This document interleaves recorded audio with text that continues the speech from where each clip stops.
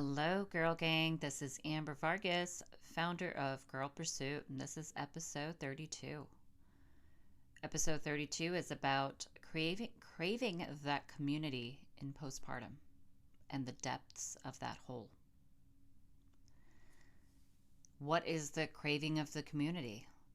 Once we get pregnant, that's a whole other life shift, right? Like your hormones are changing, your views in life are changing, everything changes for the good. Sometimes for the worry, for the bad, for the disappointment.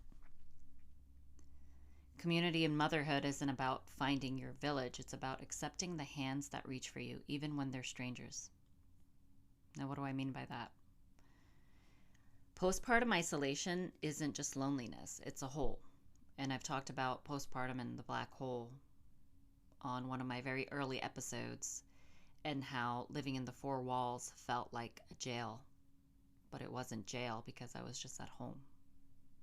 And that identity loss and trying to figure out who I was, this new version of me. But I want you to know that based off of life experiences, sometimes the people who pull you out aren't the ones you expected. Sometimes it's random friendships, fleeting connections, women who barely knew. You barely knew. Women who you barely knew, who showed up when you needed it most. I'm going to tell you a couple of memories of mine on some mothers that, of course, I'm not going to name names for confidentiality's sake, but I'm not friends with them anymore. But they were there for me.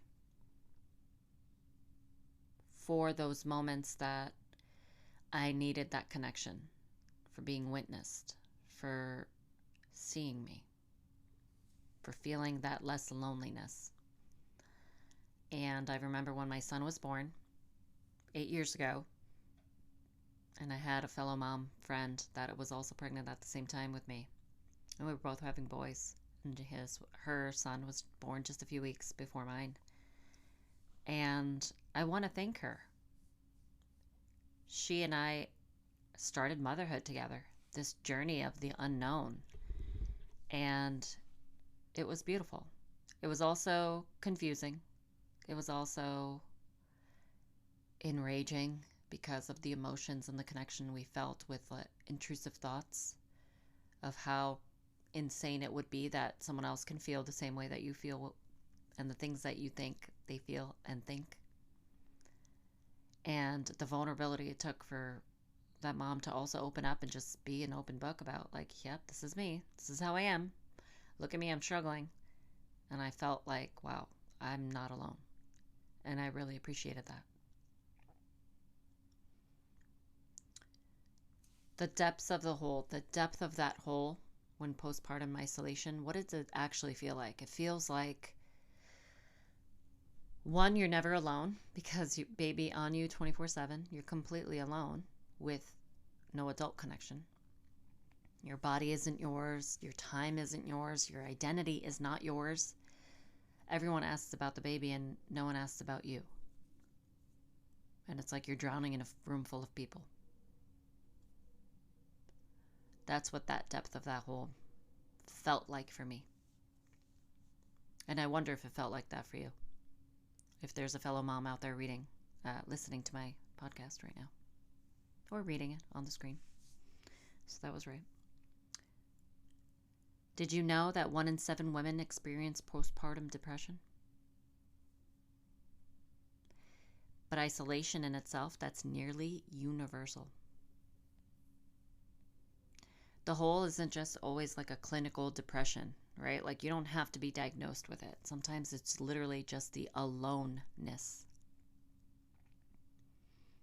Why does it feel so deep? Why is there depth in this hole? It's because you have friends that just don't get it. You know, the old friends, the ones that don't have those kids yet. And then your partnered friends are in survival mode too. the ones that you partnered up with that are also doing parenthood like you, with you, alongside you. And it's the family that helps, but it doesn't fill that void. And it's mothers that you need. You need that community. You need women who know what it is, what we're going through. There were many times at the park when my son was very little, and I would put him on the swing or something, and I would just kind of look around to see if there's a mother like me or someone that would just notice me. And it was always so weird. It was always so uncomfortable. But there was a random hello and how you doing?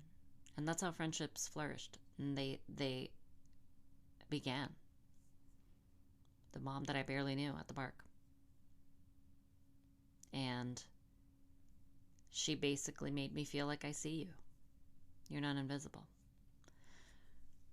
This is another mom that I'm going to talk about, and how her and I met while we were having our dinner at a really nice restaurant that was in our city, our little town that we lived in. It was the only nice, really bistro restaurant, but their baby was in the husband's arms, and it was a girl and our son, and they were literally around the same age. And I mustered up the courage to ask her for her number and just said, maybe we can connect.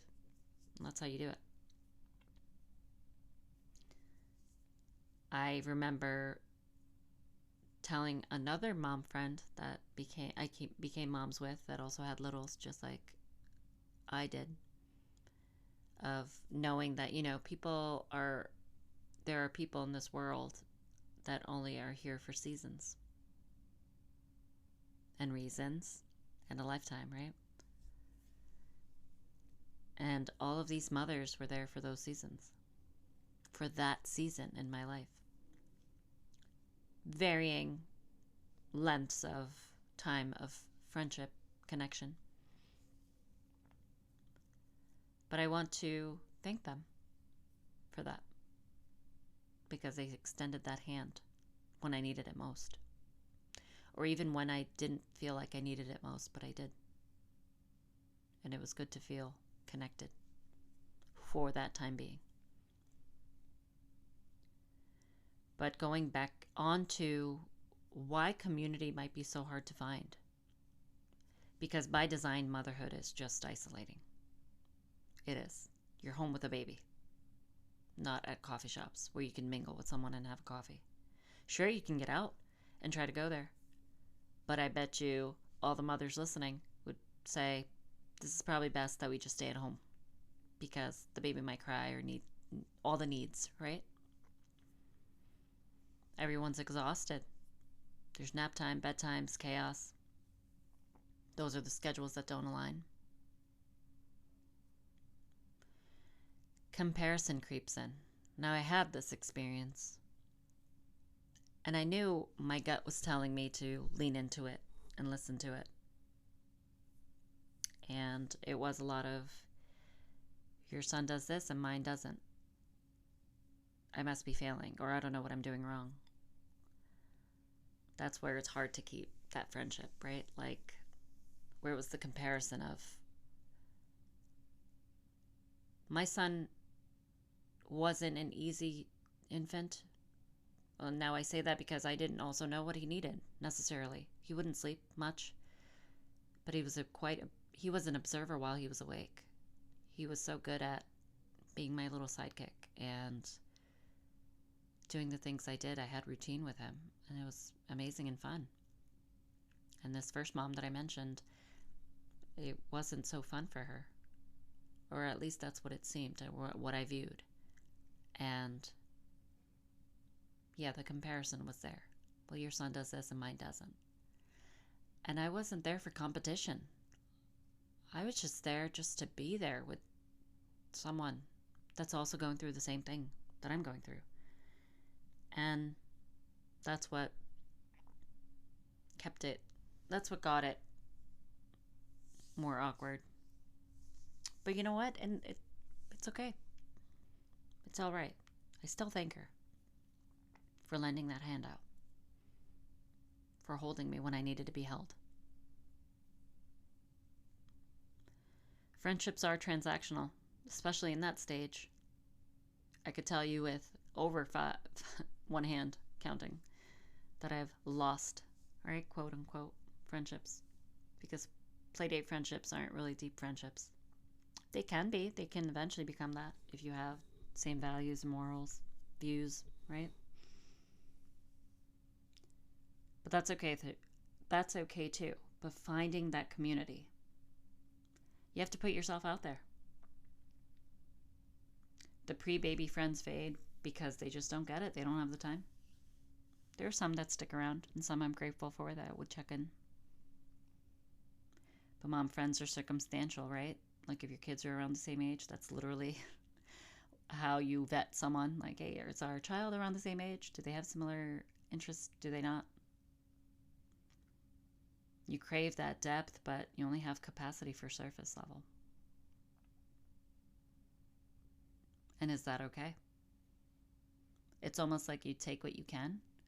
There were boundaries I definitely put up. I know there was a couple of moms that wanted to be friendly, and I was like, nah, I don't like the way you parent or talk or how you present yourself. And that's okay too, because you can't, not everybody has to be my cup of tea, right? And I've said that before. I'm not everybody's cup of tea. So, yeah, kind of got to ebb and flow. Feel it out. Feel it out who kind of fits and doesn't fit. I know that not all friendships are meant to last. Some are just meant to pull me through that moment. And that's enough. Community does not have to be permanent to be powerful. A stranger's kindness can be a lifeline. And necessarily, when we say like it takes a village, because I really didn't have a village, it only takes one person to say me too. And I thank those women that were there, that also just went to the library to do story time with me and just met up at the playground. And very rare occasions we would try to go out and have a drink. I thank them. I appreciate that community. That's what we all crave as human beings. We are social creatures, right? I believe if we stop chasing for that perfect mom tribe and we start accepting the random hands that reach for you, I think that's the reframe we need. Postpartum community is definitely survival based. It's not what's cute and it's not what's cute on social media. What are my takeaways from this? Postpartum is real, guys. That hole is real. Isolation is real. It's a part of the design in early motherhood. You're not failing. But the community does not have to be perfect. Those random friendships, the brief connections, they all count. And some friendships are there just for a season. And that mom who saved me in month 3 might not be there in my life in year 3. And that's okay. Because that is true. And that has happened to me. And she served her purpose. And you're not alone in feeling alone. Craving community is human. Not having it doesn't mean you're doing it wrong. So if you're in this postpartum hole right now, craving community and not finding it, I see you. And I want you to know the friendships that pull you out might not look like what you thought, right? Like what you wished for or hoped for. They might be random. They might be brief, surface level. But know that they matter. Accept those hands that reach for you. Even if they don't stay. Even if it's just that one conversation at that park. You're not alone. And the community you crave, sometimes it finds you in the most unexpected places. And I wish you good luck. And this too shall pass. And with that, y'all, I bid you all farewell. This is Amber, founder of Girl Pursuit. Till next time, take care.